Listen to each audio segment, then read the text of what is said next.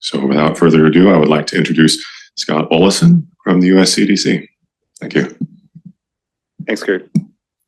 Very excited to kick off session. This is, I think, an interesting little piece of work that I'll try and give an overview of what work we did, but also then what lessons we took away from it as a modeling team.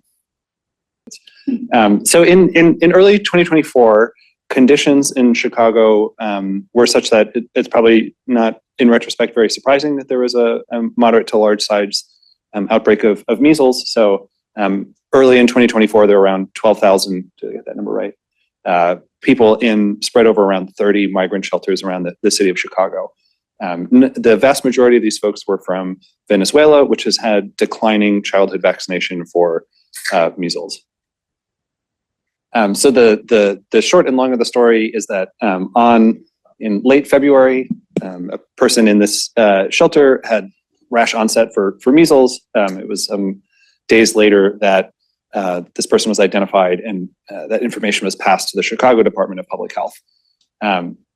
Inside the shelter, the conditions were well mixed and pretty cramped. So what you see here is that there was basically one or two large spaces that most of the folks in the shelter were living in. And as you can see, there's not particularly any partitions or those sorts of things in here.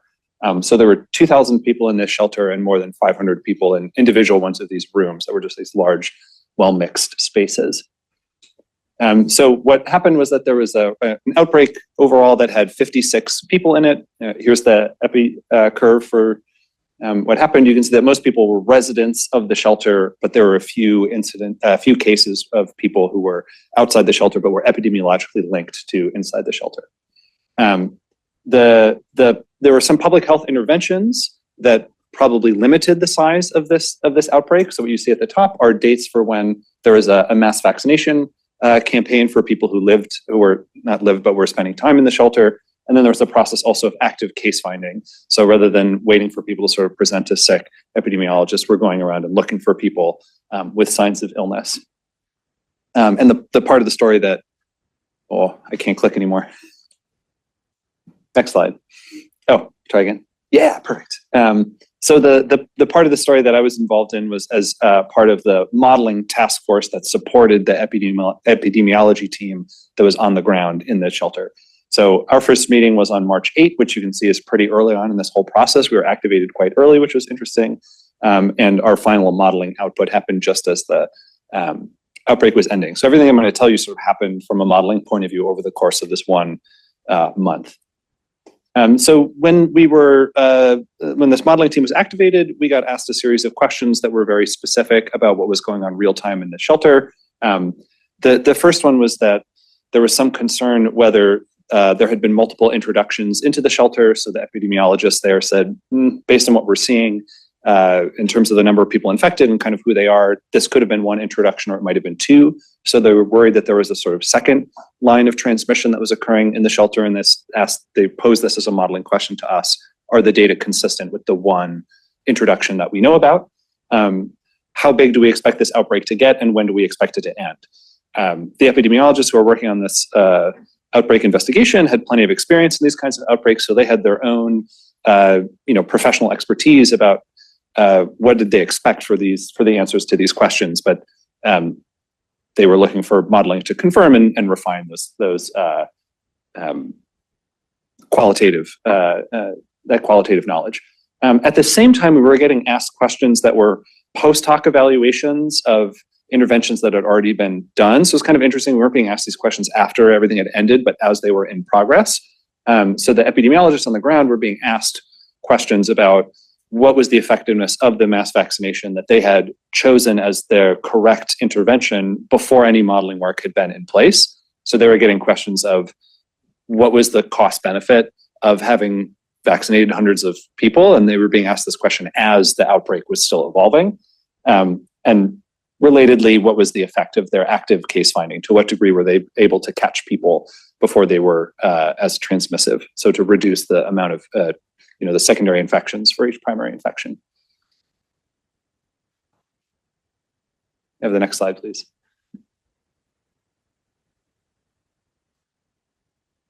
Great.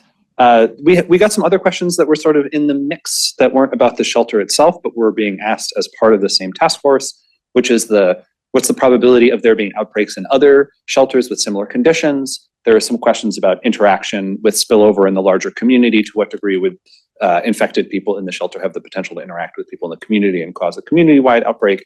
And then how does this outbreak relate to nationwide trends in measles cases? If you look at the number of measles cases in the United States over time, what you would see is that early this year, right, things look kind of flat, and then there was this big jump as this outbreak was happening. And so there's some questions about how does this particular outbreak relate to what's going on in the nation at large? Is this an indicator of what some other kinds of trends are happening? So, I mean, the things I'm mostly going to talk about are the first set of questions, but I think it was just sort of interesting that all of these things were being sort of asked at the same time to the same modeling group, even though they're, not really questions that relate to the same model per se. We were really fortunate that we were able to pull a model off the shelf and use it for this situation. So our modeling task force lead, Dr. Nina Masters, who I'm sure many of you know, had worked on this similar questions in different contexts before. So we were able to borrow the literal code base that had been used in these previous outbreaks. So we were starting from much more than zero, right? I don't know if we were starting at 60, but we were definitely starting at much more than 0 miles per hour here. It's not a complex model particularly, so it's a compartmental stochastic model. You have SEIR, you have primary vaccine failure. There's multiple age groups in here. Even though in this setting, it was pretty well mixed, right? There were these large rooms with different people in it. So it wasn't so much that you need the age groups for contact structure, but the age groups were probably important because we had these estimations of pre-existing immunity in this population, because the rates of immunity among Venezuelans is definitely different by age group. And so we had to account for individuals who were immune and knew it because they had some vaccination documentation, or that were likely immune, whether or not they knew it, or thought they were immune but didn't have proof for it, or so forth. So all of this, had to take into account the point of this age structure primarily is because we had to account for this pre-existing immunity. So this movement of people through vaccination was, of course, because there's a vaccination effort that happened in the shelter. And then we move individuals through the other compartments according to the sort of standard stochastic approaches here.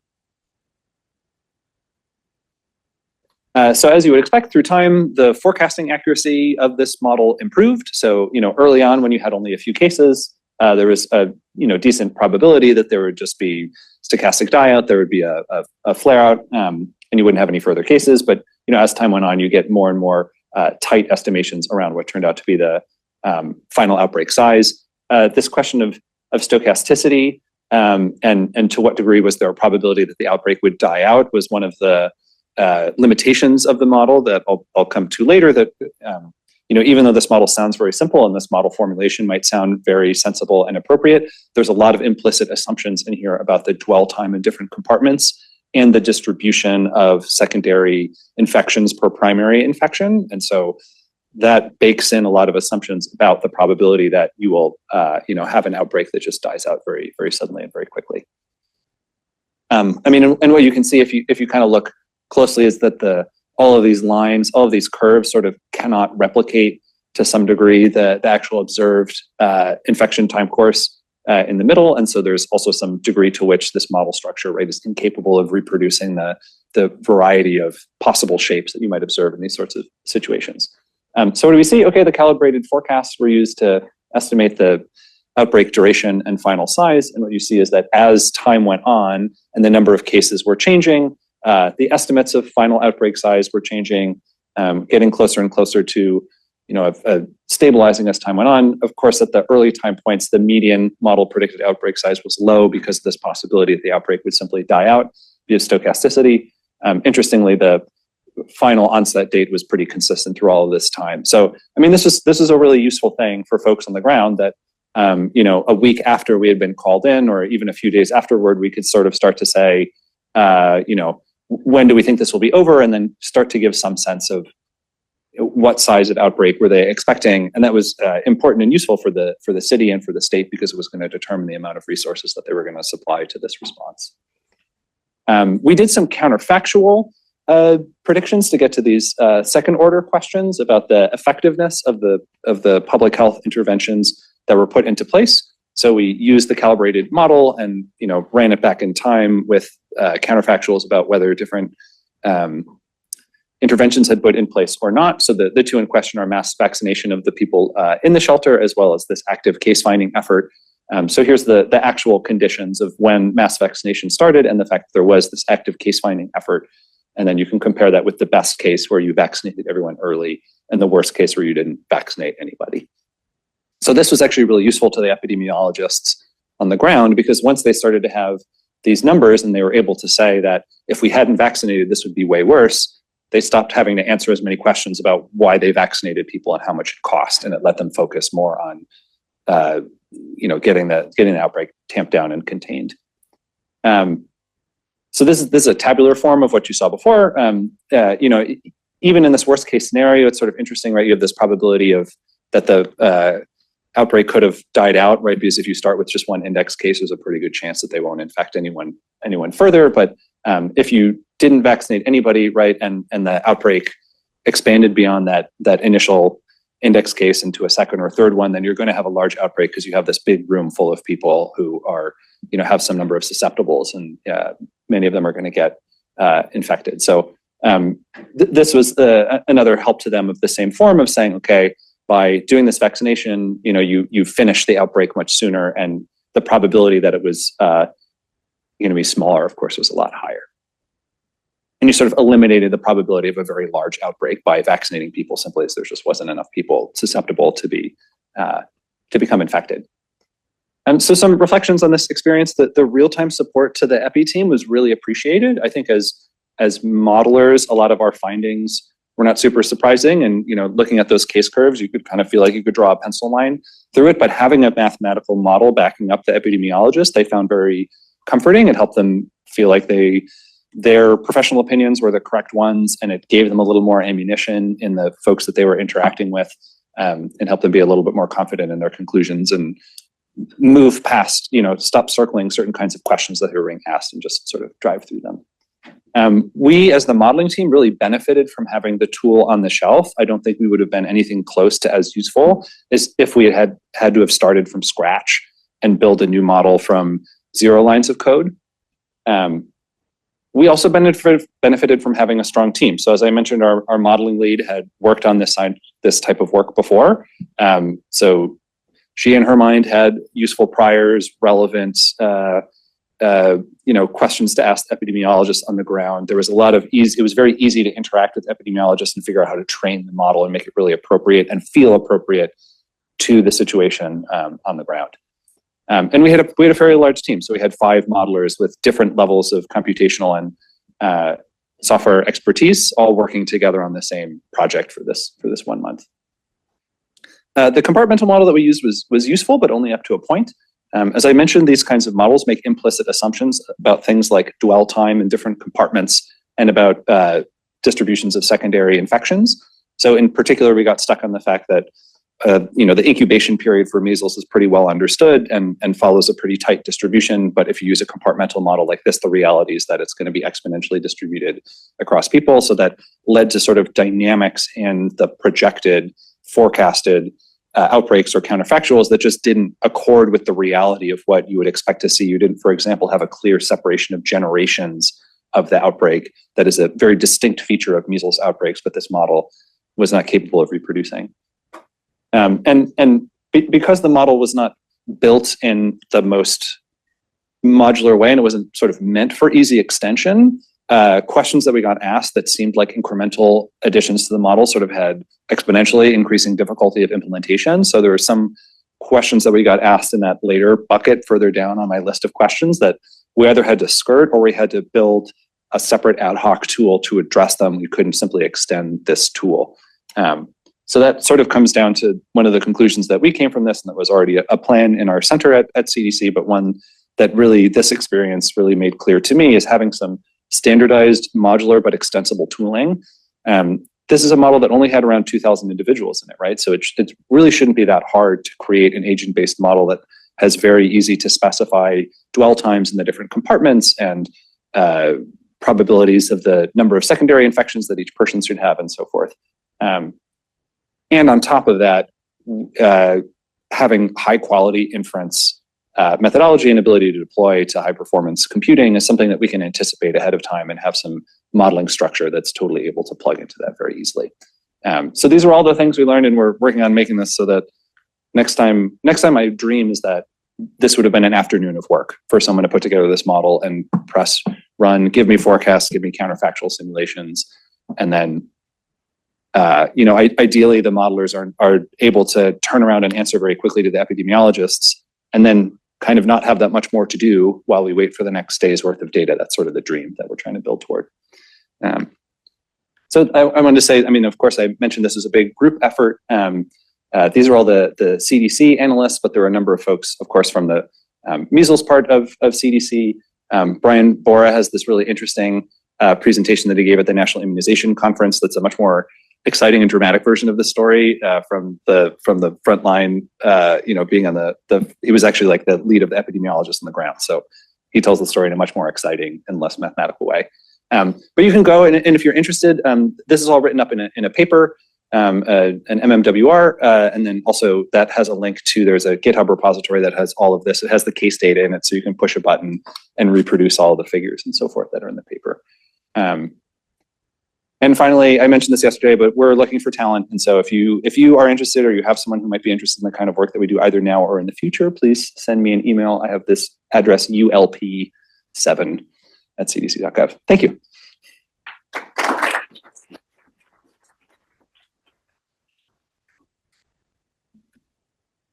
you so much, Scott. We have time for a couple of questions. Please wait for the mic to come to you, because we are a hybrid meeting and need to connect with everyone online. Thank you very much.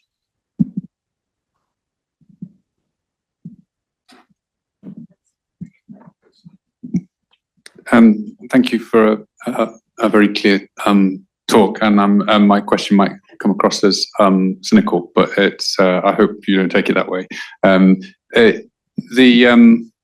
For a disease such as measles, where we know many of the answers to the questions that you were being asked from empirical data, is there a danger that we overuse modeling? I think you did give very good, you were clear that actually they were using the model to back up the decisions we're making anyway, but is there a risk, and should we be cautious about modeling in that type of situation?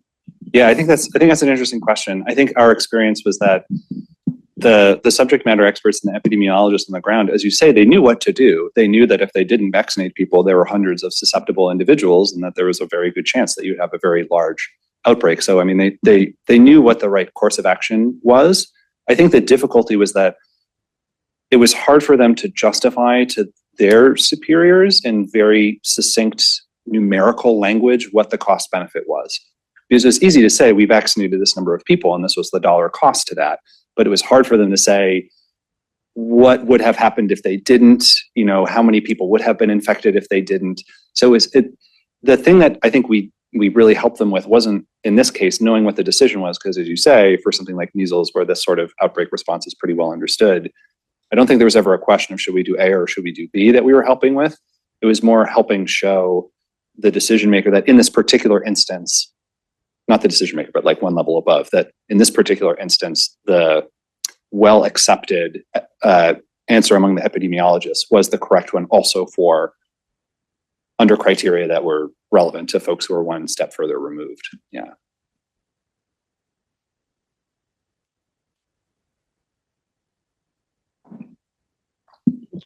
Thank you for your presentation. I was wondering if you have ever thought of like maybe training your model with available outbreak data and for like other pathogens. Yeah, I think one of the something that was for some of the parameters in the model is very easy to borrow from like a pretty vast measles literature. So it was quick also to set some of the priors on those parameters. Actually the one that was really tricky that I didn't talk very much here was R naught. And everyone who's in sort of measles world has in their mind what R naught is. And so it was very confusing to folks when we said, our R naught here is something like 20 to 25. And folks said, no, that's too high. That's not how measles works.